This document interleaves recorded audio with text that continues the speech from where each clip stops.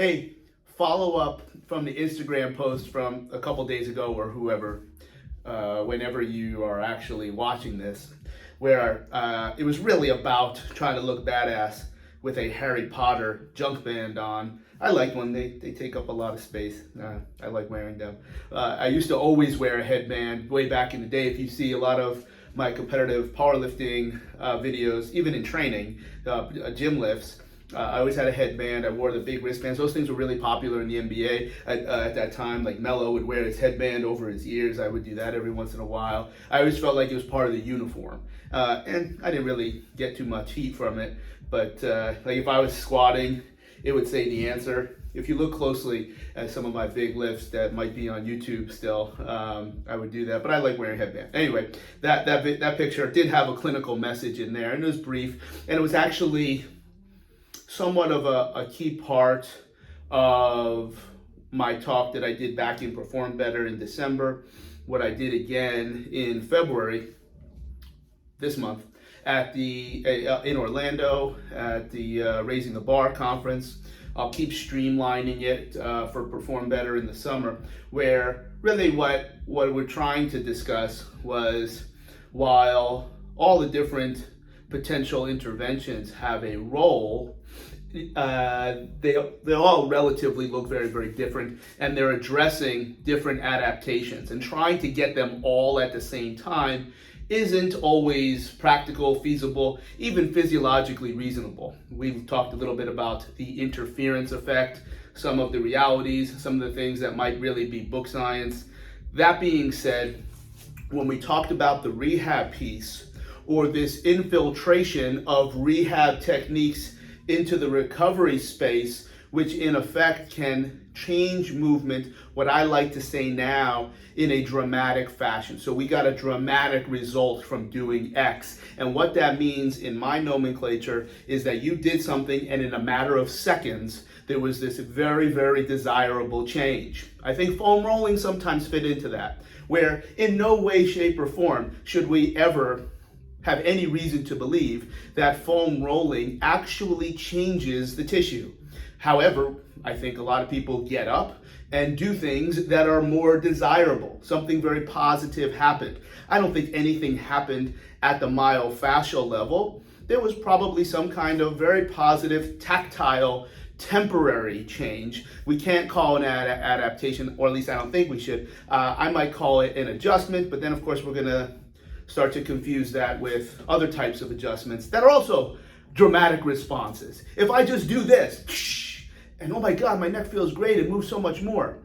You could not have possibly affected the quality of the tissue, the position of the bones, any kind of tensile or elastic fashion from this technique. Instead, we know that it takes significantly longer periods of time to create those adaptations. So what's really happening? It's a neurological experience. I don't even know if there's a name. So we tend to call it magic, because if you don't know what it is, magic is just what someone doesn't understand. And I, as you know from T=R1, I think, we talked about when I was in the finale of David Copperfield in Las Vegas. Trust me, magic is just what you don't know or don't understand. Now, more specifically, the first time I started to use the term magic for these type of dramatic results, I think we're going to go back to 2008 or 2009, when the first time I was a student for a DNS course. Now, I had seen the material a few years earlier. Someone had the manual or some photocopies of the manual, and looking at it with a buddy at that time, I'm like, oh my God, this is like the functional movement screen on steroids, where there clearly was a very strong perspective dating to the neuromuscular piece, where using analogies of movement, that if baby was doing them, there was something very positive into all aspects in terms of joint positioning / joint centration, but also from motor learning, whereas no one tells baby what to do. There were lots of parallels that seemed to be very exciting at that time. I'm not sure I am as staunch a believer in the rationale, but I am certainly a strong believer in the results. And back in 2008, part of the reason I would also say that, yeah, and many of you heard me say that, and I will also say that I have every DNS course I have ever taken. I have been a full paying customer, so I can kind of say whatever I want. It is single-handedly the most comprehensive explanation of human movement and motor learning that can happen in a movement perspective. And it is the single most dramatic passive technique that I have learned in terms of reflex locomotion. But when you hear me say, yeah, it's just not the same anymore, they don't teach it the same anymore, because as far as I know, they don't teach reflex locomotion anymore. And let somebody else tell you the reason why. I'm not trying to get into it, because I could study DNS every week. It's absolutely brilliant. I would prefer to pick and choose my instructors a little bit better than what I have in the past.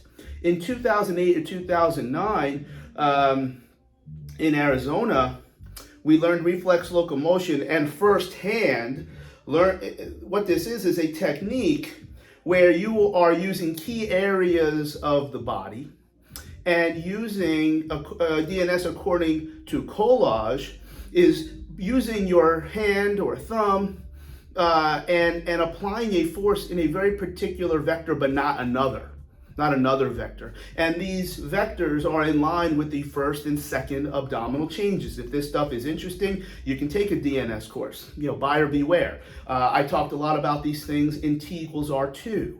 I continue to talk about them right now. And when you can apply the pressure to the proper patient in the proper vector, in the proper way, you can elicit what is called an anticipatory response, where the person is actually moving, and physiologically, this is stimulating the same way as voluntary actions would occur, except they're not voluntary.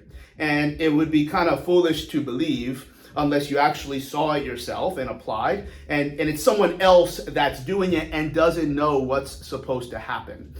So this is very, very powerful, incredibly powerful. I was playing Jeff Banachek's arm up and down like a fiddle by applying this reflex locomotion strategy to the ASIS. But the big one was, and everybody there saw it, Neil Ramp, who many of you know, brilliant certified athletic trainer, went from laying down to basically doing this rudimentary version of a get-up, simply from two therapists that were expert, they were instructors, applying these strategies. And the best word to describe what anybody saw, it was magic. Like, you're in this first class, you never saw any of this stuff before, and you're just kind of playing this individual like a puppet, and they're actually moving in a predictable way. Now, what is also very, very important that we learn about reflex locomotion, if those anticipatory patterns are for some reason not what they are supposed to be, well, then that's a major problem. At which point, there's value in at least attempting to elicit these voluntarily involuntary movements. Now, the reality, just like a cavitation in a high velocity technique is not required for success, just like the jump sign is not required for the success of a dry needling technique, the anticipatory patterns are not required for success in reflex locomotion. However, the normalization of intra-abdominal pressure and the normalization of the rib cage and the pelvis probably be reserved for a more challenging patient. I would say one that must have the requisite mobility. Even if you can't find it right away, you could apply this very, very powerful neurological strategy and actually create an incredible dramatic result. And also furthering that thought process, if you push on somebody's ankle and then all of a sudden their shoulder starts to move, and then someone else's objective measure of strength or range of motion with your classic goniometer changed, you kind of have to start to believe that anything can do anything, and what is possible from a neurological perspective or a physiological perspective. So we talked about this in the rehab space on how a rehab professional can be very, very special, because we like to thumb our nose, and to a degree there's some justification, at therapists that only do manual therapy and somehow say, all right, I'll see you next time. Oh man, I think that's a suspect approach. Oh, but my arm went from here to here just by cracking my neck, and then look, I believe it. So there's some people that like to call those tricks, and I don't know if they're playing on the term that I probably said first in terms of magic. These shouldn't be discounted. Like, that actually happened. It's not a trick. It's not something from Asgard where we don't even understand how it happened. It does actually apply to the laws of physiology and neurology. So the limiting factor there is not that you're good, even though you have this significant change, this dramatically positive change. We then absolutely have no choice but to follow up with active exercise to create the tissues that support that change, because you have much more of a reason to believe that they just come back. So, for instance, you could even take this level to a pharmaceutical component. If you get a cortisone shot in your shoulder, but you don't change anything that led to whatever was creating the inflammation in your shoulder in the first place, did the cortisone shot work? Was it magic? Or was it just not in a complete process? I don't think that it's always absolutely has to be the same therapist. I often see people, and part of it is because I'm trying to play nice, even though the person that they saw was usually probably not using the same model that I would use. Hey, maybe you have a really good plan A. I believe you that you do this, this, and this, and your shoulder moves better, but then it comes back. Maybe it's not because plan A is bad, we're just not following it up with plan B. And part of the value of the talk is how you can stand out a little bit. Well, if you're the one that always comes up with a great plan B, you can work together with the therapist that's really good at plan A. And whether they actually realize they're being incomplete or not, doesn't really matter, as long as the patient or the client is being served in a fashion that makes them very, very satisfied. What we cannot have, or at least should not have, is some kind of communication form that leads the patient to feel satisfied when their rehabilitation or their recovery process is incomplete. And I think that's really what we're seeing too much of. And if you can be, as a rehab professional, physical therapist, chiro, whatever it might be, you can stand out a little bit. And that's really exactly what the title of the talk was, how to stand out. So these dramatic results, whether it be manual therapy, you can't do 2 passes where you put that little extra business in there. One needle cannot create this change that affects every system. I mentioned needling, I mentioned reflex locomotion, the 2 single most powerful tools that I am familiar with. There are others that have incredible carryover to many different levels of controlling pain, motor control. I don't think it can be mobility, because mobility didn't change like that.